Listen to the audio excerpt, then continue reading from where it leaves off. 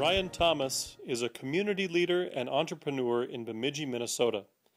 Originally from Ada, Minnesota, and a graduate of Bemidji State University, Mr. Thomas majored in mass communication with an emphasis in print journalism. An early role as a news reporter at The Northern Student, the university's newspaper, grew into an opportunity to write for the Brainerd Dispatch. Returning to Bemidji to finish his degree, Mr. Thomas became the lead sports writer and sports copy editor at the Bemidji Pioneer. Looking for new challenges, Mr. Thomas moved to the Twin Cities to focus on building a career in events and advertising. After a time in the Twin Cities, Mr. Thomas moved back to Bemidji. Noting a national and local demand for couponing, Mr. Thomas founded the Best of Bemidji Quarterly magazine. Today, Mr. Thomas is the owner, publisher, creator, promoter, and distributor of this free promotional publication which supports the local business community in Bemidji. Through his work, Mr. Thomas is a tireless advocate for supporting local businesses that keep small towns and neighborhoods growing. Mr. Thomas volunteers his time and resources to the greater Bemidji community, including donating advertising to local nonprofits and leading projects through his service in the Bemidji Jaycees. In 2011, he was the recipient of the United Way of Bemidji area's Special Someone Volunteer Recognition.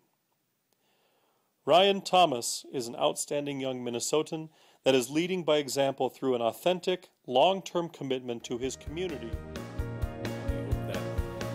In order to create a greater community, so to speak, both financially and just from a perspective of true community, that people would embrace more of the idea of trying to shop locally and do what they can locally to just to promote the financial viability of small towns like Bemidji.